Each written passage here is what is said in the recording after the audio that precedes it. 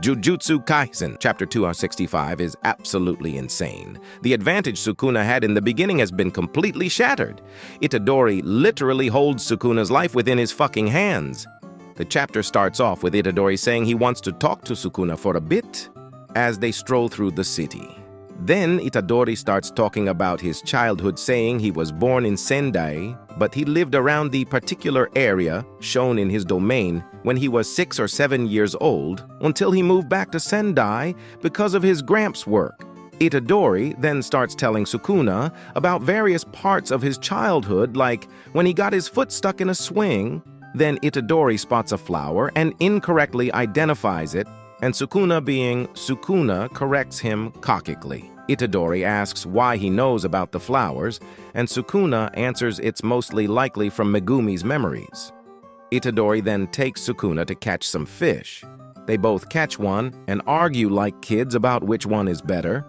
Itadori then takes Sukuna to multiple places, like the department store that opened when he was 5 and closed other stores out of business, and the area where Itadori used to catch locusts, and also the area where Itadori used to eat ice cream. Sukuna and Itadori are for real just dilly-dallying. Then Sukuna and Itadori do some archery aiming at targets, and of course, Sukuna wins since he's from the Heian era. Now it starts snowing, and Itadori talks about how he used to drink hot milk tea during this time. He also tells Sukuna about when he thought the sound of what he thought to be bells from Santa were actually just chains on a random car. Sukuna then suddenly gets fed up with Itadori's yapping and says, "Hey, get to the point already," Sukuna says distastefully. Itadori replies saying, "Fine, I've showed you what I wanted to show you anyways." Sukuna replies saying, "It's all messy and disgusting." Then tell me why this man Itadori started spitting straight deep bars to Sukuna, as talks about how he used to believe that life's meaning was tied to understanding and fulfilling a specific role or duty. Itadori believed that if he fulfilled his role unto death, he could consider it a meaningful way to die. And he adds on saying, "But now I feel a little different about it." Itadori then adds on saying one's role in life doesn't have to be anything grand. It can be simple tasks like walking your dog and such. Itadori suggests that even if her life lacks traditional roles or connections to others involving basic survival, it still has value. This shit deep, bro. All lives matter, gang, say it with me. All lives matter. Anyways, Itadori says that the manner of one's death isn't as important as recognizing the inherent value of life, saying he can't forgive those who dismiss it. Sukuna disregards this value of life, hensing why Yuji says, "Sukuna, I do not like you." Yuji then asserts that humans are not instruments with predetermined roles. Instead, we have the capacity to shape our own roles and destiny. Yuji then expresses humility in saying that all what he could be saying could be wrong, but he still feels it's important to communicate it to Sukuna.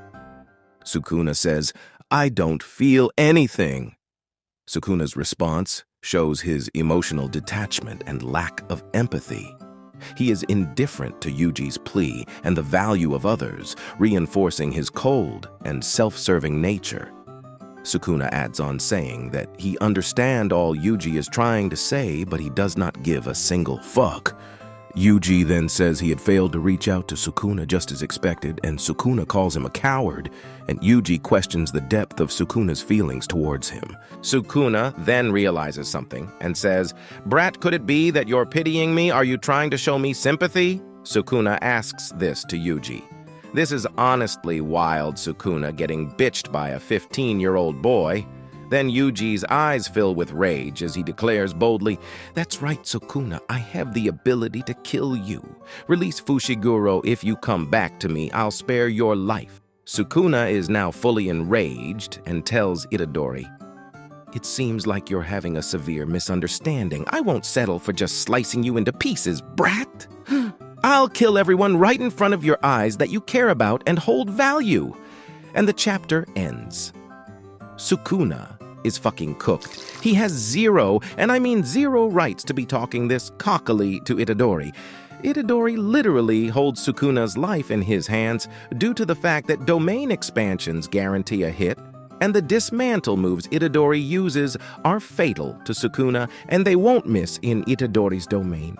So in the next chapter, we might be seeing Megumi back, or a dead Sukuna and Megumi. This genuinely insane Itadori Yuji has the upper hand, and Sukuna is totally helpless. The only thing keeping Sukuna alive as we speak is, the fact is, he holds Megumi's life within him, and Itadori doesn't want to kill his homie. To be honest, I say fuck Megumi and let's wrap this manga up. But you know that would be too boring. Honestly, there is no way that Sukuna will trust Itadori and go back inside him. Sukuna will definitely be thugging this one out, no point speculating though. Once break week is over, the next chapter of Jujutsu Kaisen will be critical to the story. Anyways, if you enjoyed, feel free to like and subscribe, and drop what you think will happen on chapter 266. Peace!